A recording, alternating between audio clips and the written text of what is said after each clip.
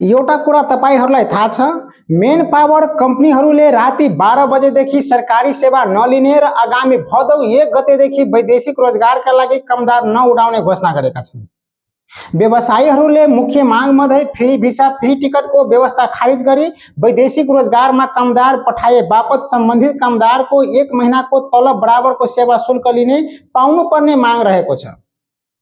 साथीहरू, मेरो विचारमा मेन पावर व्यवसायीहरूले सेवा शुल्क लिन पाउने व्यवस्था आफैमा गलत हो भन्ने मलाई लाग्दैन।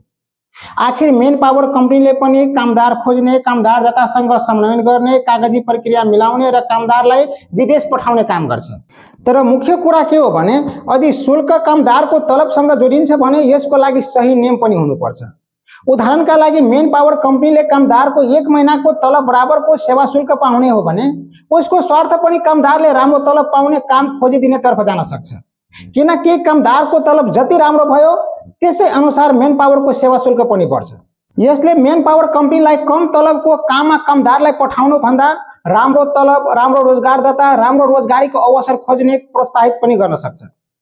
तर यसको अर्को पक्ष पनि छ।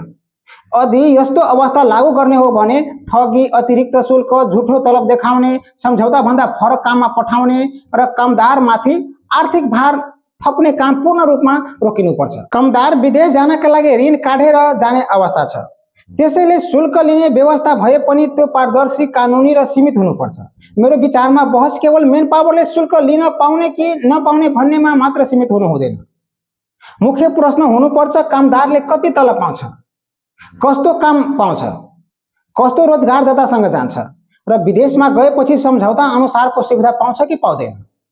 यदि मेन पावरको आमदनी नै कामदारले पाउने तलबसँग जोडिन्छ र त्यसलाई सरकारले कडाइका साथ नियमन गर्छ भने यसले कामदारलाई अझ राम्रो रोजगारी खोज्ने प्रणाली बनाउन सहयोग गर्न सक्छ।